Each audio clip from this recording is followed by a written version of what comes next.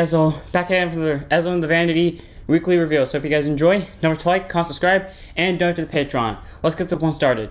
Today we have a lot of reveals. We have some blurbs for cards from the collection sets, which are very interesting, and we have Bavsargra revealed. And I want to say it now, exactly 2 weeks ago on a Wednesday, I thought of what Bavsargra could do. While I guessed the sword wrong, I guessed the shield almost perfectly. I want to let that be clear now, but let's go ahead and get this started.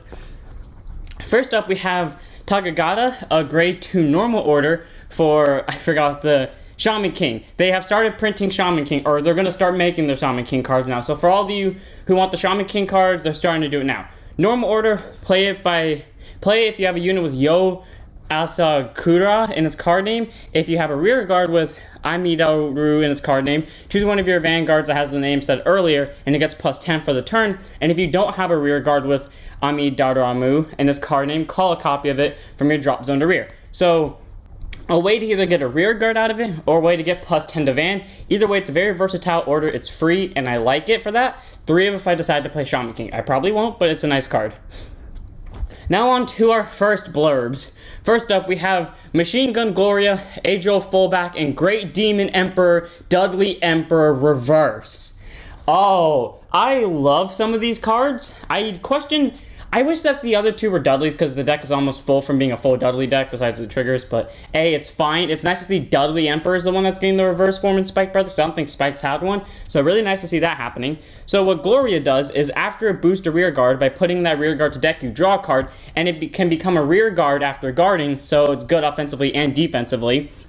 In the grade 2 fullback, during the turn it's placed, it can attack all your center. It can attack from the center, and it can call a copy of itself by putting itself to soul. So a way to get soul charge and more rear guards. And reverse, this skill continuously calls allies and attacks during the battle phase is still present, and every time a rear guard is returned to deck, you can lock a rear guard, and it gains a massive power from it, aiming for an overwhelming formation by sacrificing allies and end it with a finishing blow. So probably going to be like something what the current Dudley Emperor does, where you swing, and then you send them back to deck, you call more, and then you lock, you get power from the units that were called, and then big boy swing. Really nice. My only question is, how the fuck did Gloria sneak a machine gun on the pitch? I know it's Spike Brothers, and I know like they all have weapons to some extent, but how did they sneak a machine gun on the pitch as blatantly in her hands? What the hell, people? What type of football are they playing that allows a machine gun to casually go on the pitch? The hell? But all around, these cards are cool, and I kind of can't wait to see her flavor text, because they're always funny, and I question what her flavor text is going to be considering the machine gun part. Next up, we have my boys, my favorite, the Gold Paladins!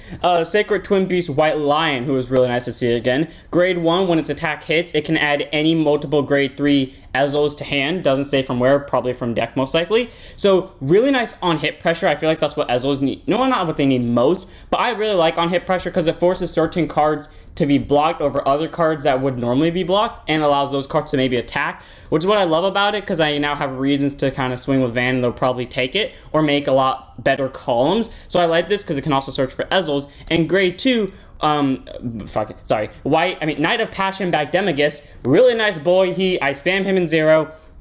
Gets more powerful for each Ezel in your soul, so by that assumption also means the grade 2 Ezel, and in addition, if you have a grade 3 in soul, it can battle many units, so probably a Vermilion effect, and I like that because I never noticed in the original one, but he has a dragon tail here, so maybe that's kind of representation of Vermilion, because if you know, like, I don't think they were rivals, but Kai used Vermilion, Aichi used Ezel, so and since they're technically rivals, I would see them as rivals in that case, but I like that, the ability to attack multiple units at once, making your columns that swing for big already, because you can stack drive checks with Platina, making them so much better. And the grade 3 Salvation Lion Grand Ezel Scissors supports all Ezels up to now, so that's actually a lot to think about, because Grand Ezel does deck stacking, Ravenhair does just crit stacking and extra power, and regular Ezel is just calling more units. So it's a question of what he's going to do. He's probably going to be like a way to count his Incandescent Lion Bond Ezel and Soul, or just shove himself to Soul on a rear guard skill. And by gathering the power of Ezel, the Lion breaks the curse, aka locking, and weaves a new future. I don't know why, but I get the feeling he's going to do similar to what Monarch did back in the OG, where it unlocks all your units, or like it sends them to the top of the deck and then calls down the same number if you have amount of Ezels and Soul. I think that's what it's going to do, or something similar, because that would be really cool. Or maybe it has a way to deck stack like Pantun does and still incorporate like Odin Grand Ezel's unbreakable lock thing, or I mean break the lock thing. So all around, I can't really wait to see what Grand Ezel does, and the second you do it, like, I don't care if it's early ass in the morning and 2 a.m. on my time, I'm uploading a video. I don't care who I wake up with it, because I want this boy. So I can't wait for these guys. Next up, we have more cards from Shaman King. Asakura Ana is one of them. 7k base, grades 1 with boost, 0 shield. It's just the Sentinel. It's the Trial Deck Sentinel, so it has the 7k base, the 6k base, which means it's going to have, you have to discard regardless to use its effect, and it's nothing too special about it besides that. I hate how they're kind of doing that with the Trial Deck Sentinels from the crossover clans. I'm hoping with like their boosters, I know they didn't do it for Token Rambo, and I know they didn't do it for Monster Strike or Monster Hunter, whatever the hell it is. I don't remember which one it is, but I'm hoping like in their next booster sets, if they get another booster, I know Token Rainbow is getting another one. I think they are anyways. I hope they get like the PGs with the skill, because that's a lot better than these PGs. I mean, it's fine and all, but I prefer those, and I'm pretty sure everyone else does too. Next up, we have Umeya Reno Sosuke, 9k base, 5k shield, grade 2 with intercept. Auto rear, if your Vanguard is the thing I'm not going to pronounce because I can't, in its card name attack hits, Counterblast 2 stand it. So if the Vanguard hits, which it's kind of unlikely, because I see Vanguard attacks to be guarded more and more by the day, to where it's more on hit pressure, so like if they take it, then this also gets to stand as well, and maybe a Vanguard on hit ability, or just them taking damage from a Vanguard attack, but most likely it's not going to hit, and it's waste of a Counterblast 2, but I still say he's a good card, 3 of, I guess, in my opinion. Next up, we have Toko Jihiro, 7k base, 5k shield, grade 2 with a boost. I swear I'm saying all these names wrong. Continues rear during your turn. This unit gets +2, and if all the other units in the same column as it with Reno Soke in his card name, which is this boy, it gets +5. So basically, this is a 9k booster, and this is a 14k swinger. So all around, a 23k column, really nice, an extra 15k guard. I like this about this boy. He's actually really helpful. 4 of, and by assumption, because it just says Renosuke, and this has Renosuke in its second part of the name, that probably means they're going to be more Renosuke, so more buff for him, so I really like that grade 1. Next up, we have Fidegon, 7k base, 5k shield, grade 1 with boost, a promo for D, act rear, west this unit, and choose one of your Vanguards and it gets +5 for the turn. So, a way to get 5k power. I like that, you know, it's for free. Granted, it's a rest, and that you get 2 less power out of it, but it's for free, it gives it to Van, so like if in the situation where you kind of just have to boost the Vanguard for whatever reason, boost the Vanguard, it really doesn't matter. So I like this card, really nice, 3 of, or consider 3 of. And now we have some interesting boys for Kagero. I question 2 of them, and one of those 2 I'm excited about, and then the third one makes sense. So first up, we have Dragonic Lawkeeper. Now, none of you know this about me. I know none of you know this about me, unless you have somehow been stalking me since the day long before I started YouTube. But basically, Lawkeeper was my first main grade 3 for Kagero that wasn't Overlord, because I bought a booster set that had Spectral Duke in it. I did pull the Spectral Duke cards. I didn't pull as many as I wanted, but I still pulled all of them. And then I pulled Lawkeeper. I ran Lawkeeper at 1 because I only had one. In the deck, whenever I would draw, Lawkeeper would win. So I'm really glad to see Lawkeeper come back, because I've wanted him back for a long time. So he can surpass your opponent's attacks by temporarily binding the rear guards during their turn. What? Whoa, wait, what? Oh, I did not read that earlier. I thought it was just the standard of bind. I didn't think it was bind during your opponent's turn. I have to go check my wallet because I might be broke after Ezels. But if I'm not, I might consider this. Then power up your fuel based on how many open rear guard circles they are. Now, either that's 2 skills, or that's a really good defensive skill. But, whoa, Lawkeeper came back. Oh, I cannot wait to see this fucker in action. Then we have Blazing Flare Dragon, part of Kai's, I think, deck in Season 1, where he played against Granblue. It was back with the... Is that the new Grade 3 from the Onslaught of Dragon Souls expansion set? Yes, it is. But, yeah, this came back in that set, I believe, and it was very interesting. It was one of my main decks in Zero until I just decided to stop using Kagero. I like its art here, though. It looks really cool. Has the skill to retire rear guards by soul blasting any number of cards. If you soul blast 5 or more, then not only the rear guards. Are they suggesting it kills the Vanguard? Or is it suggesting they kill the soul? Because there are 2 different things from this. Because that's a guaranteed kill, and that's what it used to do, except it was soul blast 3, I think, to kill 1, which wasn't really worth it back in the day. But soul blast 5 and kill more than just the rear guards. Now, are they implying that it does an extra damage? Are they killing the Vanguard like Drachma does? Bushy, I'm kind of worried because you've given us a really good defensive card in Lawkeeper. You've given us this fucker, and then we have Dauntless Dominate Dragon Reverse, who in my opinion is the least cool looking out of these three. Put a drive check card down as a locked card and get an additional drive. So basically what Nura does, I think. No, what's the other card that does this? Not Nura. Oh, the Ghosty card from, not the Ghosty, the Ghost card from Feltrosa. Feltrosa is the one I'm thinking about from D, where you could call your units down and get more drives. And at the end of the battle, sacrifice the placed lock cards to ride this on top of Dauntless Drive Dragon and aim for a large number of drive checks. So it's probably going to be like swing with Dauntless, their original one, get your cards, and then this is probably a rear guard ability that does the locking. Then you ride it by sacrificing those lock, and then boom, play is made. That's probably what it's going to be like, and I would be interested to see that. So all around, all these seem really interesting. I'm more excited for Lawkeeper than the other two, but whoo, they did really go Kagra here.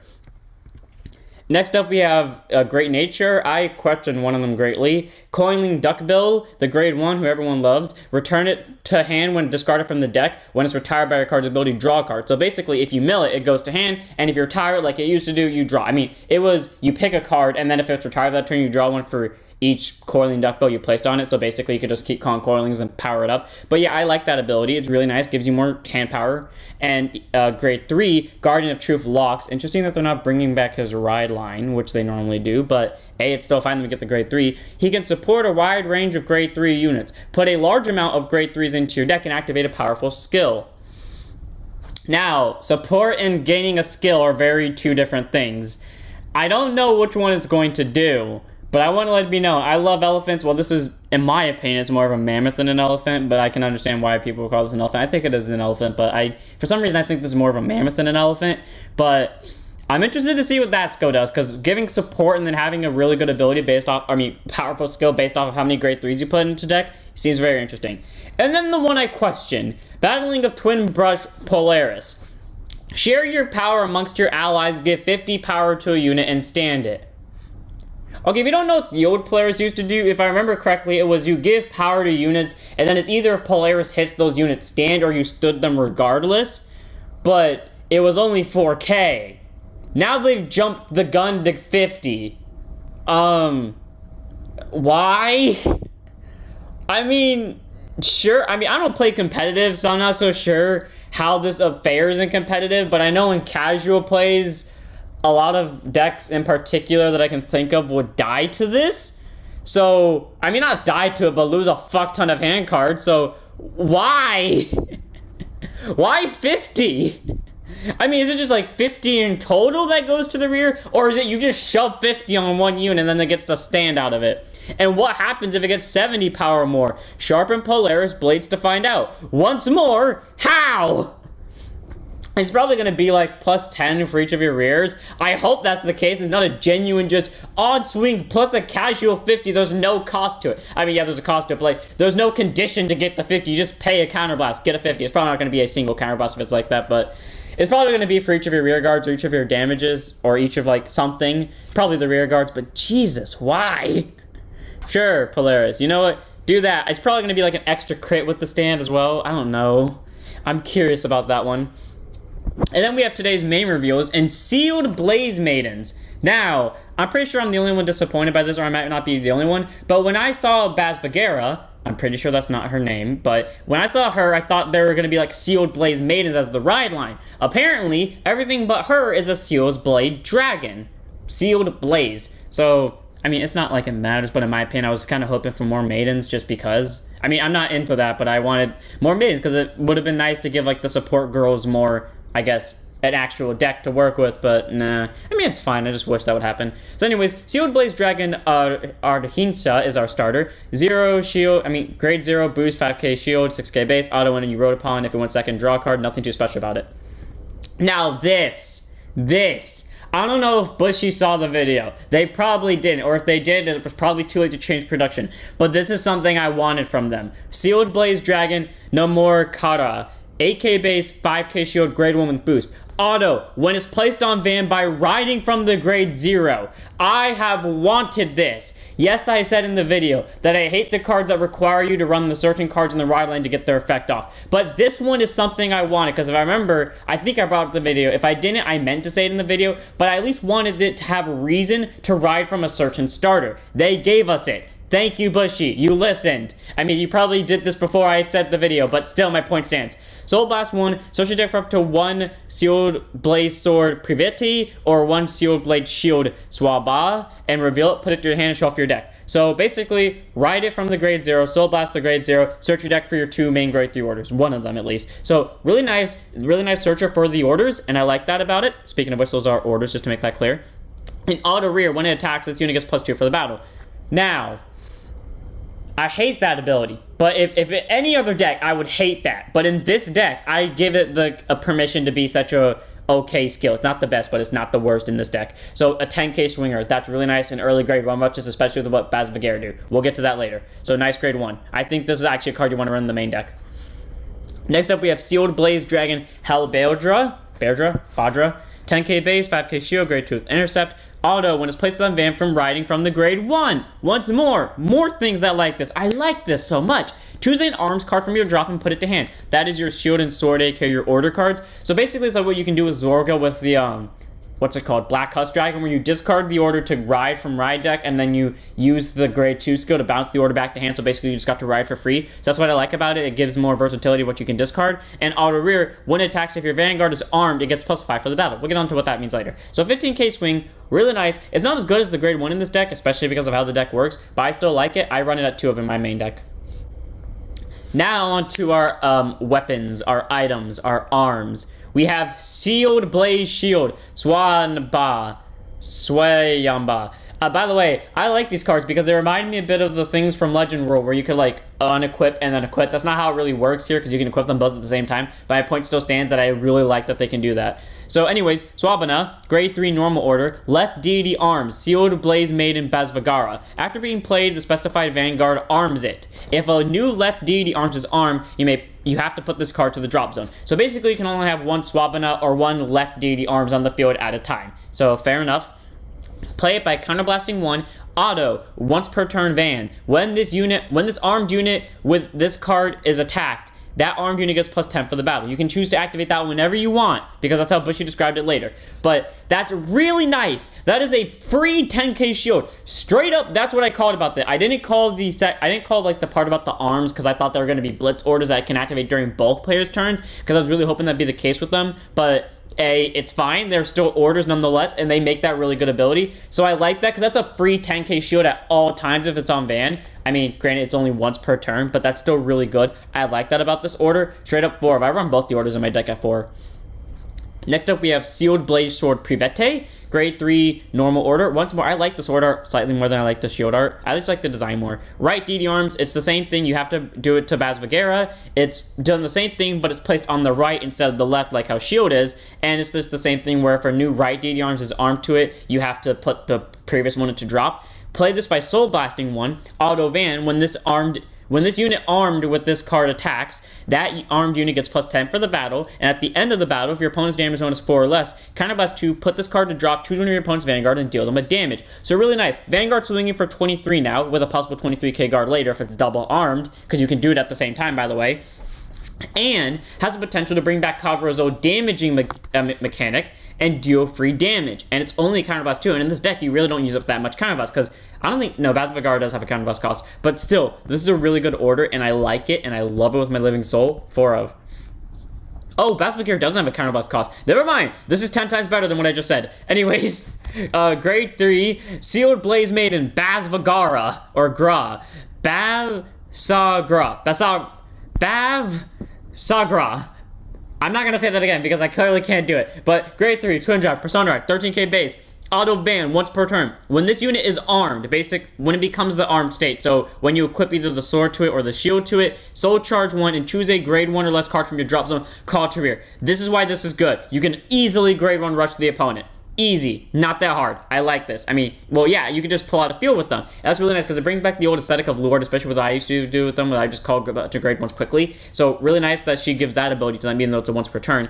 And act Van once per turn. If this unit is armed with 2 or more cards, so you have to have both of them, unfortunately, or a later variant of one of them. Soul Blast 2, retire all of your opponent's front or rear guards, and it gets +1 crit for the turn.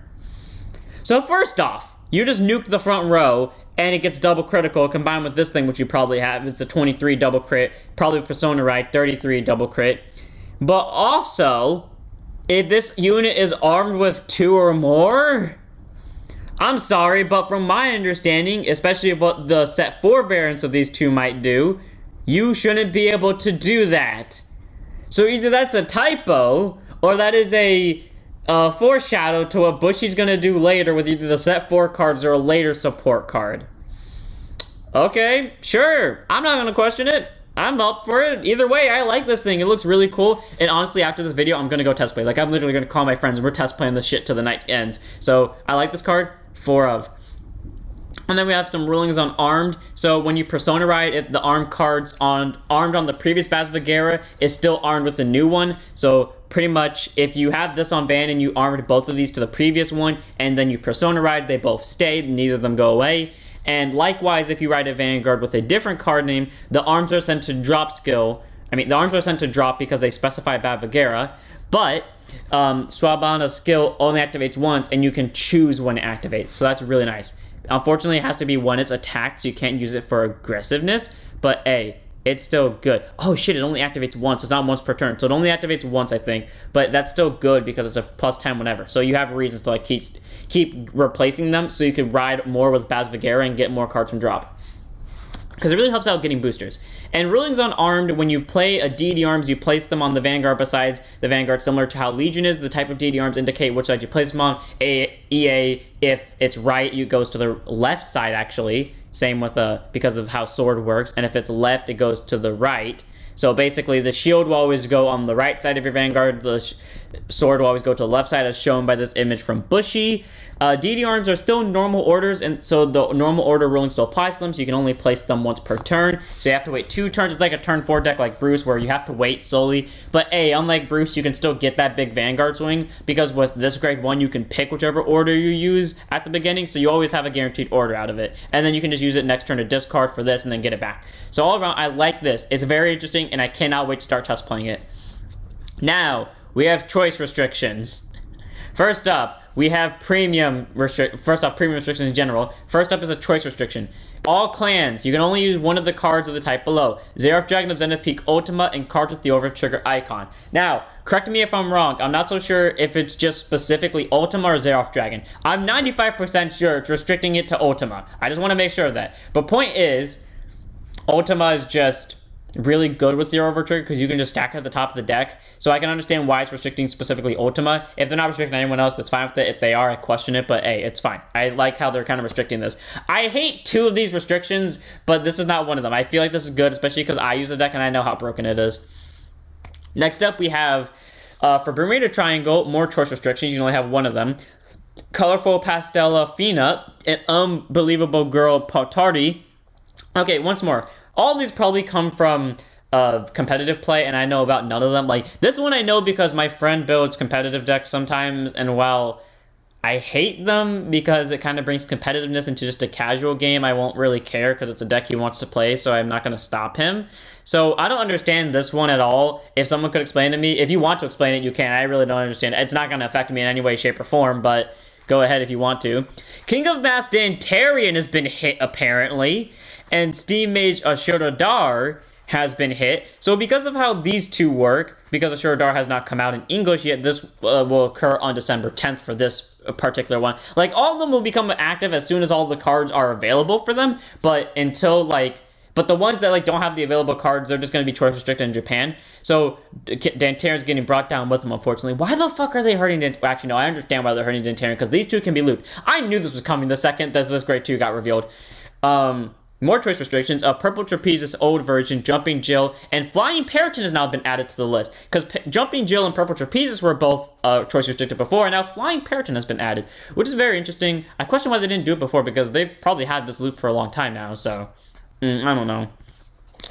And now onto just restricted in general, and this sucks. The first two I hate so much. The next one, it probably hates my friend because he was supposed to build a PBD deck today, and that fucking kills him. And then the fourth one is a card I never pulled off, even though I love trying to pull it off, so I'm not so sure how to feel about it. First off, Zarzan. If I remember correctly, this got banned before it ever got printed. Or not banned, but limited to one before it got printed. Correct me if I'm wrong. I mean, I know it got limited before it was printed in English, so that's something.